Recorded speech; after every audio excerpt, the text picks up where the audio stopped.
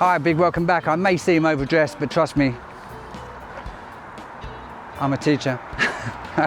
So I've got a new skid lid. This cost me 27 RMB. It is solid, doesn't look like it. It's a bit like a horse riding helmet with a nice peak, okay? And yeah, I've got that on Taobao for 27 RMB. This t-shirt I'm wearing cost about the same, 25 RMB. I love it, it's just a t-shirt. And today I'm gonna go for a ride on the bike around this university and along some mountain roads. And I'm gonna try something new. On the front of this bike, I've got a selfie stick, quite a rigid one that I got off the cameraman Scott. And I've mounted it on the front of the bike, and I'm going to put the Pocket 3 on the front of here and see if it works a bit like a 360. Well, facing one direction. Hope it doesn't shake too much. This is quite amazing. I'm at a crossroads where people are actually parked on the crossroads. You may just see them behind me. There we go. That's the major crossroads, and people park on it. Really quite amazing. Now, when I did my mountain climbs, and I've done quite a lot, I've certainly done more mountain climbs of these mountains in front of me. Let me show you. The mountain range in front of you now, I've certainly climbed these mountains more than any foreigner and more than most Chinese that live here. I don't know anyone else, Chinese or foreign, that has camped out on the mountains other than myself. All told, I probably spent about 20 nights, you know, in batches of 2s and 3 nights. 3 nights is the most I've ever done. That's because I have to take my own food and water, which weighs a lot. And you can't cook on the mountains because it's so dry. It's dangerous to light a fire up there. I've seemed to have lost Scott, who was behind me. Is he out of power? I'm going to pull over now.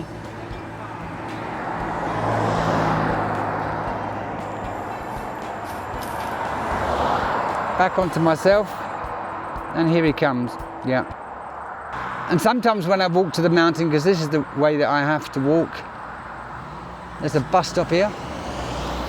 Never seen a bus. Never in all my years have I seen a bus coming along this road. I really don't know what the point is. I've used this mountain for years. Never seen a bus do this route. Bloody annoying. And when you've spent 2 nights, or even one long day climbing these mountains, it's nice to be able to get a bus home, and you can't. So you have to walk home. So that's about 2.5 miles to the mountain, to the foot of the mountain where I am now, and then another 2.5 miles back. So that's not including the mountain. Now, along the right-hand side of the road, you may see cars parked to my right and left, but predominantly to my right. Again, this road that I'm on did not exist, and if I can find some old photos, I'll show you where this was a forest, and then when it was a dirt track, and then under construction. I've got all the befores and afters of what this place was like. Really, really quite amazing. I used to trek through here before anything was here at all. It was just forest. Maybe, just maybe, I can pull up in front about 600 meters ahead and show you a certain area.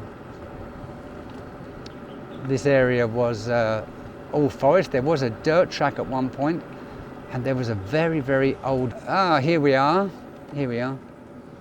So this was the track. Now, I've pulled up here.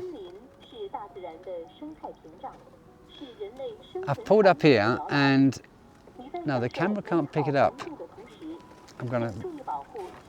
Because I've stopped here, this has sensed people are here, and it's given instructions. And as you go up this track further, maybe 500 meters up, it is just full of tombs and snakes. They seem to live in the same area. This will take me into the mountain.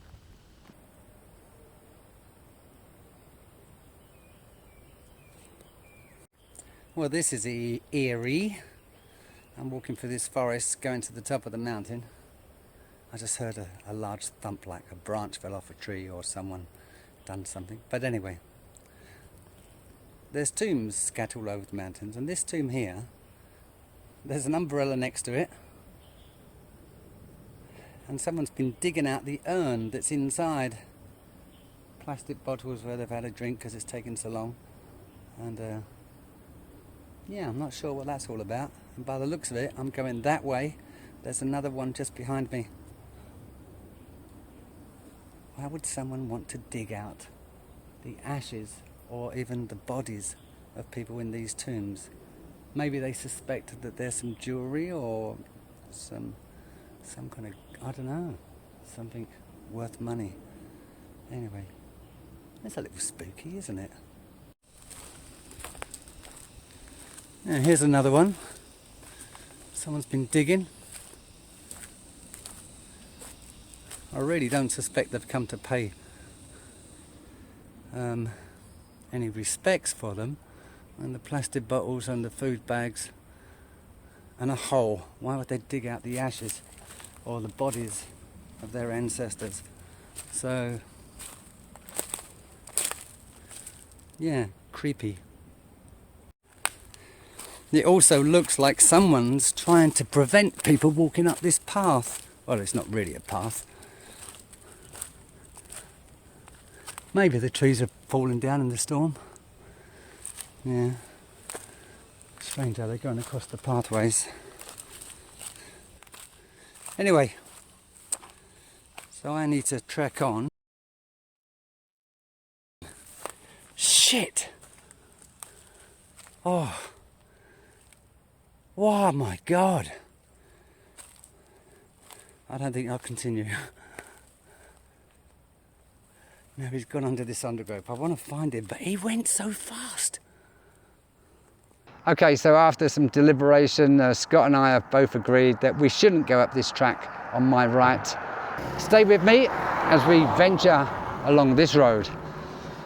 We used to walk up here when it was just a dirt track, a very muddy track. There was no road. The muddy track was about 10 foot wide, and we used to walk up here. There used to be a golf range on my left. We'll come to that in a moment. Before we come to that, I'm going to show a quick video of what this area was like when it was under construction. I was going up there to do some camping. I've got my backpack on my back here, and they was doing some construction work here on my left, and it wasn't very good construction at the time.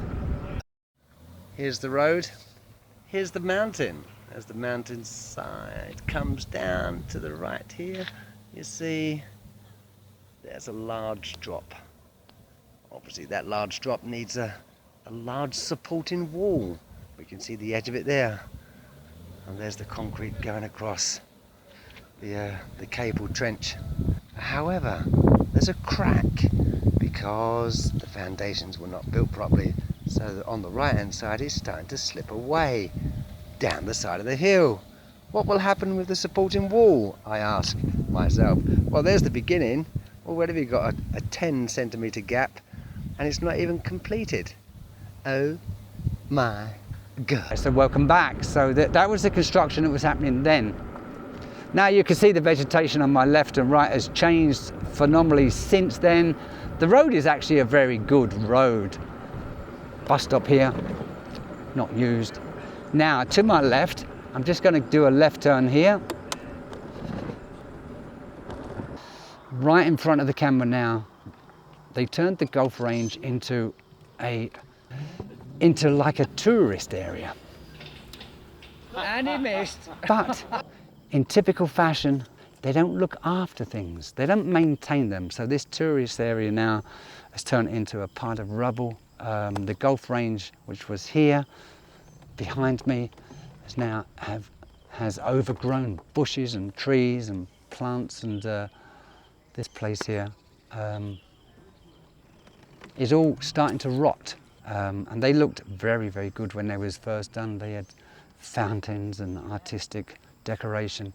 And sadly,